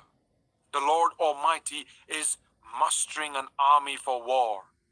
They come from faraway lands, from the ends of the heavens, the Lord and the weapons of his wrath to destroy the whole country. Wail, for the day of the Lord is near. It will come like destruction from the Almighty. Because of this, all hands will go limp. Every heart will melt with fear. Terror will seize them. Pain and anguish will grip them. They will writhe like a woman in labor. They will look aghast at each other, their faces aflame. See, the day of the Lord is coming, a cruel day, with wrath and fierce anger, to make the land desolate and destroy the sinners within it. The stars of heaven and their constellations will not show their light. The rising sun will be darkened, and the moon will not give its light. I will punish the world for its evil, the wicked for their sins. I will put an end to the arrogance of the haughty, and I will humble the pride of the ruthless. I will make people scarcer than pure gold, more rare than the gold of Ophir. Therefore, I will make the heavens tremble, and the earth will shake from its place at the wrath of the Lord Almighty in the day of his burning anger. Like a hunted gazelle, like sheep without a shepherd, they will all return to their own people. Land. Whoever is captured will be thrust through. All who are caught will fall by the sword. Their infants will be dashed to pieces before their eyes. Their houses will be looted and their wives violated. See, I will stir up against them the Medes, who do not care for silver and have no delight in gold. Their bows will strike down the young men. They will have no mercy on infants, nor will they look with compassion on children. Babylon, the jewel of kingdoms, the pride and glory of the Babylonians, will be overthrown by God. Like Sodom and Gomorrah, she will never be inhabited or lived in through all generations. There no nomads will pitch their tents. There no shepherds will rest their flocks. But desert creatures will lie there. Jackals will fill her houses. There the owls will dwell, and there the wild goats will leap about. Hyenas will inhabit her strongholds, jackals her luxurious palaces. Her time is at hand, and her days will not be prolonged. Isaiah 14. The Lord will have compassion on Jacob. Once again, he will choose Israel and will settle them in their own land. Foreigners will join them and unite with the descendants of Jacob. Nations will take them and bring them to their own place. And Israel will take possession of the nations and make them male and female servants in the Lord's land. They will make captives of their captors and rule over their oppressors. On the day the Lord gives you relief from your suffering and turmoil and from the harsh labor forced on you, you will take up this taunt against the king of Babylon. How the oppressor has come to an end, how his fury has ended. The Lord has broken the rod of the wicked, the scepter of the rulers, which in anger struck down peoples with unceasing blows, and in fury subdued nations with relentless aggression. All the lands are at rest and at peace. They break into singing. Even the junipers and the cedars of Lebanon gloat over you and say, now that you have been laid low, no one comes to cut us down. The realm of the dead below is all astir to meet you at your coming. It rouses the spirits of the departed to greet you, all those who were leaders in the world. It makes them rise from their thrones, all those who were kings over the nations. They will all respond. They will say to you, you also have become weak as we are. You have become like us. All your pomp has been brought down to the grave, along with the noise of your harps. Maggots are spread out beneath you and worms cover you. How you have fallen from heaven, morning star, son of the dawn. You have been cast down to the earth, you who once laid low the nations. You said in your heart, I will ascend to the heavens. I will raise my throne above the stars of God. I will sit enthroned on the mount of assembly, on the utmost heights of Mount Zaphon. I will ascend above the tops of the clouds. I will make myself like the Most High. But you are brought down to the realm of the dead, to the depths of the pit. Those who see you stare at you. They ponder your fate. Shook the earth and made kingdoms tremble. The man who made the world a wilderness, who overthrew its cities and would not let his captives go home. All the kings of the nations lie in state, each in his own tomb. But you are cast out of your tomb like a rejected branch. You are covered with the slain, with those pierced by the sword, those who descend to the stones of the pit. Like a corpse trampled underfoot, you will not join them in burial, for you have destroyed your land and killed your people. Let the offspring of the wicked never be mentioned again. Prepare a place to slaughter his children for the sins of their ancestors. They are not to rise to inherit the land and cover the earth with their cities. I will rise up against them, declares the Lord Almighty. I will wipe out Babylon's name and survivors, her offspring and descendants, declares the Lord. I will turn her into a place for owls and into swampland. I will sweep her with the broom of destruction, declares the Lord Almighty. The Lord Almighty has sworn, surely as I have planned, so it will be, and as I have purposed, so it will happen. I will crush the Assyrian in my land. On my mountains, I will trample him down. His yoke will be taken from my people, and his burden removed from their shoulders. This is the plan determined for the whole world. This is the hand stretched out over all nations. For the Lord Almighty has purposed, and who can thwart him? His hand is stretched out, and who can turn it back? This prophecy came in the year King Ahaz died. Do not rejoice, all you Philistines, that the rod that struck you is broken. From the root of that snake will spring up a viper. Its fruit will be a darting, venomous serpent. The poorest of the poor will find pasture, and the needy will lie down in safety. But your root I will destroy by famine. It will slay your survivors. Wail, you gate! Howl, you city! Melt away, all you Philistines! A cloud of smoke comes from the north. and there is not a straggler in its ranks. What answer shall be given to the envoys of that nation? The Lord has established Zion, and in her his afflicted people will find refuge. Isaiah 15. A prophecy against Moab. Ar in Moab is ruined, destroyed in a night. Kir in Moab is ruined, destroyed in a night. Dibon goes up to its temple, to its high places to weep. Moab wails over Nebo and Medeba. Every head is shaved and every beard cut off. In the streets they wear sackcloth, on the roofs and in the public squares they all wail, prostrate with weeping. Heshbon and Elealeh cry out. Their voices are heard all the way to Jahaz. Therefore the armed men of Moab cry out, and their hearts are faint. My heart cries out over Moab. Her fugitives flee as far as Zoar, as far as Eglath Shelishiah.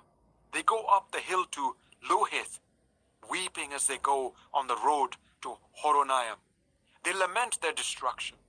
The waters of Nimrim are dried up, and the grass is withered.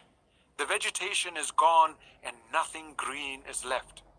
So the wealth they have acquired and stored up, they carry away over the ravine of the poplars. Their outcry echoes along the border of Moab. Their wailing reaches as far as Eglaim. Their lamentation as far as Beer Elim. The waters of Dimon are full of blood, but I will bring still more upon Dimon, a lion upon the fugitives of Moab, and upon those who remain in the land. Isaiah 16.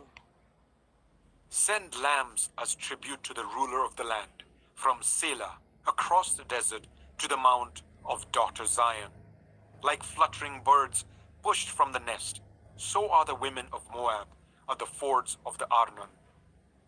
Make up your mind, Moab says. Render a decision. Make your shadow like night at high noon. Hide the fugitives. Do not betray the refugees. Let the Moabite fugitives stay with you. Be their shelter from the destroyer. The oppressor will come to an end, and destruction will cease. The aggressor will vanish from the land. In love, a throne will be established. In faithfulness, a man will sit on it. One from the house of David, one who in judging seeks justice and speeds the cause of righteousness. We have heard of Moab's pride, how great is her arrogance, of her conceit, her pride and her insolence, but her boasts are empty. Therefore the Moabites wail, they wail together for Moab, lament and grieve for the raisin cakes of Kir Hareseth. The fields of Heshbon wither, the vines of Sibmah also. The rulers of the nations have trampled down the choicest vines, which once reached Jazer and spread towards the desert. Their shoots spread out and went as far as the sea. So I weep as Jazer weeps for the vines of Sibmah. Heshbon and Elealeh, I drench you with tears. The shouts of joy over your ripened fruit and over your harvests have been stilled. Joy and gladness are taken away from the orchards. No one sings or shouts in the vineyards. No one treads out wine at the presses, for I have put an end to the shouting. My heart laments for Moab like a harp, my inmost being for Kir Hareseth. When Moab appears at her high place, she only wears herself out. When she goes to her shrine to pray, it is to no avail. This is the word the Lord has already spoken concerning Moab. But now the Lord says, within 3 years, as a servant bound by contract would count them, Moab's splendor and all her many people will be despised, and her survivors will be very few and feeble. Isaiah 17. A prophecy against Damascus. See, Damascus will no longer be a city, but will become a heap of ruins. The cities of Aroer will be deserted and left to flocks, which will lie down with no one to make them afraid. The fortified city will disappear from Ephraim, and royal power from Damascus.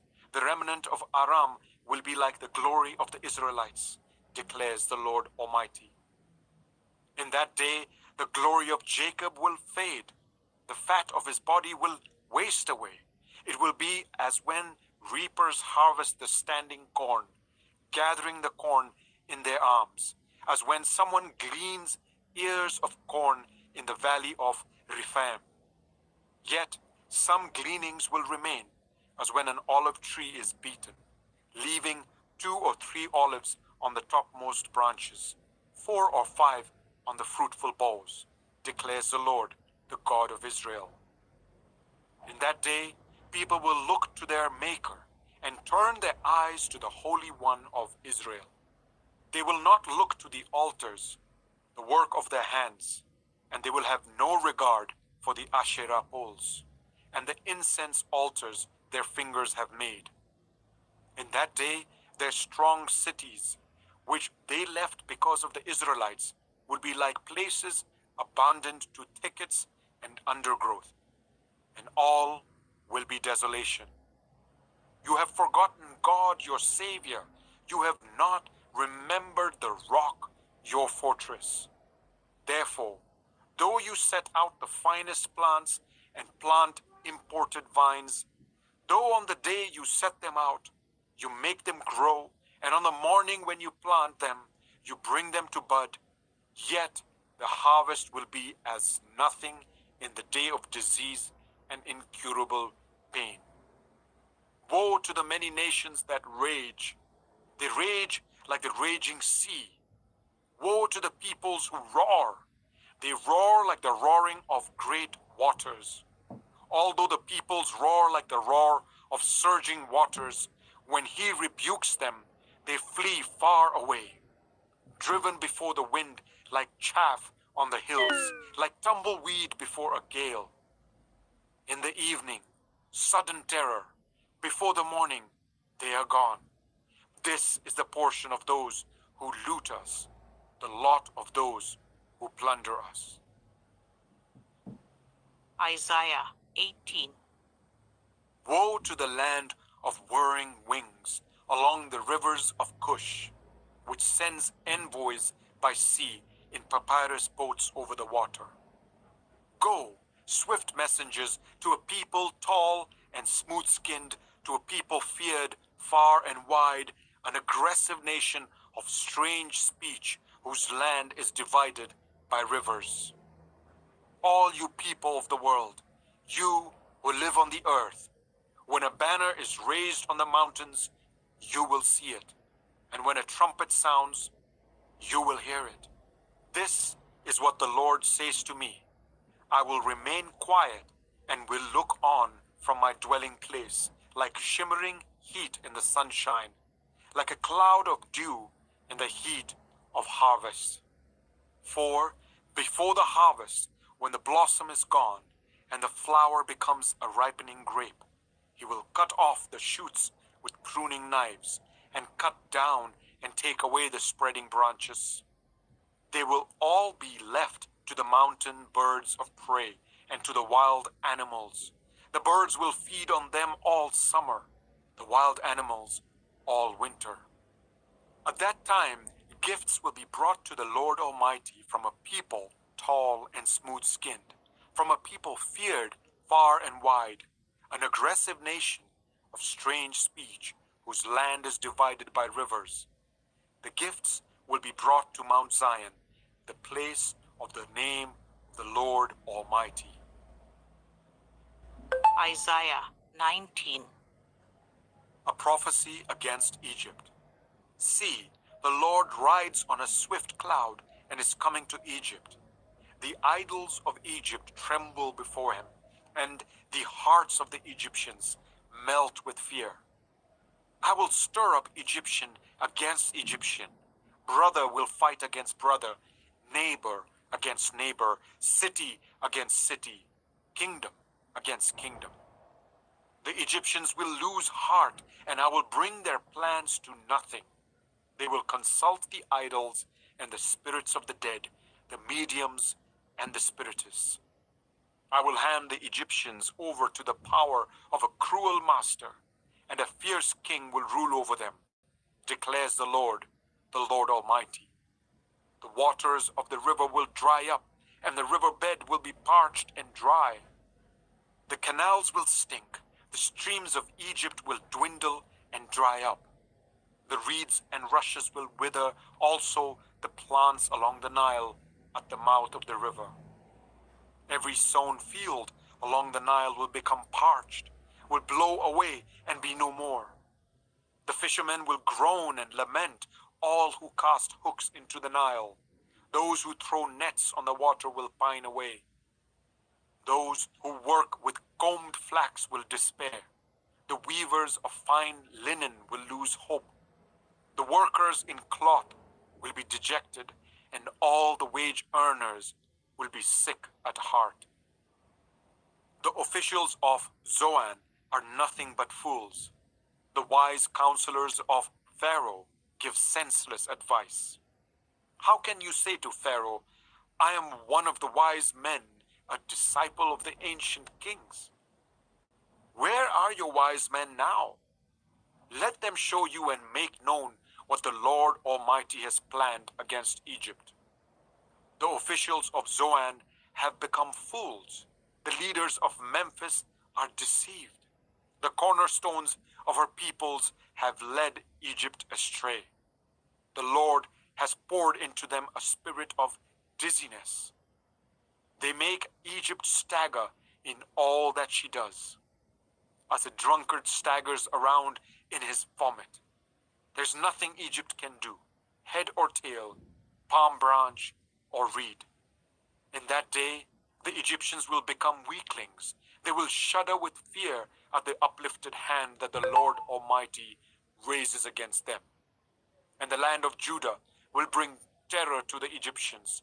Everyone to whom Judah is mentioned will be terrified because of what the Lord Almighty is planning against them. In that day, 5 cities in Egypt will speak the language of Canaan and swear allegiance to the Lord Almighty. One of them will be called the City of the Sun. In that day, there will be an altar to the Lord in the heart of Egypt, and a monument to the Lord at its border. It will be a sign and witness to the Lord Almighty in the land of Egypt. When they cry out to the Lord because of their oppressors, he will send them a savior and defender, and he will rescue them. So the Lord will make himself known to the Egyptians, and in that day they will acknowledge the Lord. They will worship with sacrifices and grain offerings. They will make vows to the Lord and keep them. The Lord will strike Egypt with a plague. He will strike them and heal them. They will turn to the Lord, and he will respond to their pleas and heal them. In that day, there will be a highway from Egypt to Assyria. The Assyrians will go to Egypt, and the Egyptians to Assyria. The Egyptians and Assyrians will worship together. In that day, Israel will be the third, along with Egypt and Assyria, a blessing on the earth. The Lord Almighty will bless them, saying, Blessed be Egypt, my people, Assyria, my handiwork, and Israel, my inheritance. Isaiah 20. In the year that the supreme commander, sent by Sargon, king of Assyria, came to Ashdod and attacked and captured it, at that time the Lord spoke through Isaiah, son of Amoz. He said to him, Take off the sackcloth from your body and the sandals from your feet. And he did so, going around stripped and barefoot.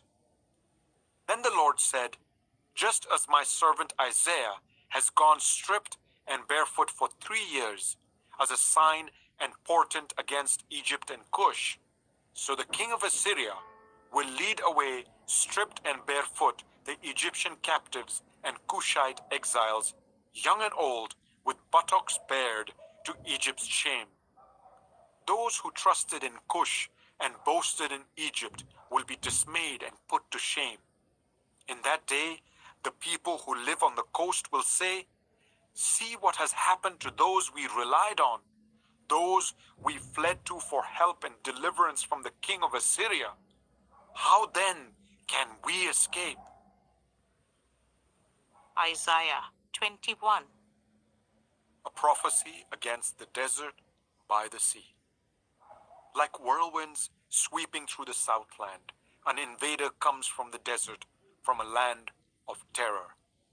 A dire vision has been shown to me.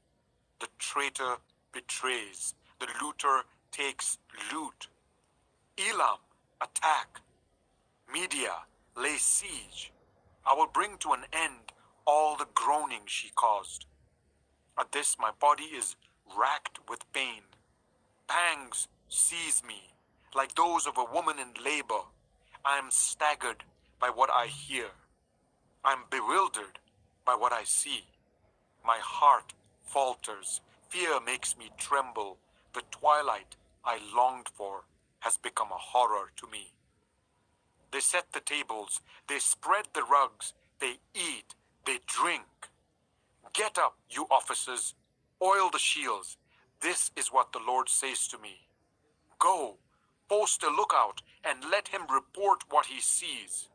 When he sees chariots with teams of horses, riders on donkeys or riders on camels, let him be alert, fully alert. And the lookout shouted, "Day after day, my Lord, I stand on the watchtower. Every night I stay at my post. Look, here comes a man in a chariot with a team of horses." And he gives back the answer, "Babylon has fallen, has fallen. All the images of its gods lie shattered on the ground." My people who are crushed on the threshing floor, I tell you what I have heard from the Lord Almighty, from the God of Israel. A prophecy against Duma. Someone calls to me from Seir, "Watchman, what is left of the night? Watchman, what is left of the night?" The watchman replies, "Morning is coming, but also the night. If you would ask, then ask, and come back yet again." A prophecy against Arabia. You caravans of Dedanites, who camp in the thickets of Arabia, bring water for the thirsty. You who live in Tema, bring food for the fugitives. They flee from the sword, from the drawn sword, from the bent bow, and from the heat of battle. This is what the Lord says to me. Within 1 year, as a servant bound by contract would count it, all the splendor of Kedar will come to an end. The survivors of the archers, the warriors of Kedar, will be few. The Lord, the God of Israel, has spoken. Isaiah 22. A prophecy against the valley of vision. What troubles you now, that you have all gone up on the roofs? You town so full of commotion, you city of tumult and revelry? Your slain were not killed by the sword, nor did they die in battle. All your leaders have fled together. They have been captured without using the bow. All you who were caught were taken prisoner together, having fled while the enemy was still far away. Therefore I said, "Turn away from me, let me weep bitterly. Do not try to console me over the destruction of my people." The Lord Almighty, has a day of tumult and trampling and terror in the valley of vision, a day of battering down walls and of crying out to the mountains. Elam takes up the quiver.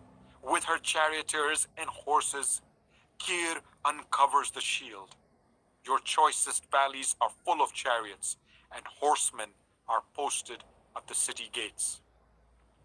The Lord stripped away the defenses of Judah, and you looked in that day to the weapons in the palace of the forest. You saw that the walls of the city of David were broken through in many places. You stored up water in the lower pool. You counted the buildings in Jerusalem and tore down houses to strengthen the wall. You built a reservoir between the two walls for the water of the old pool, but you did not look to the one who made it, or have regard for the one who planned it long ago. The Lord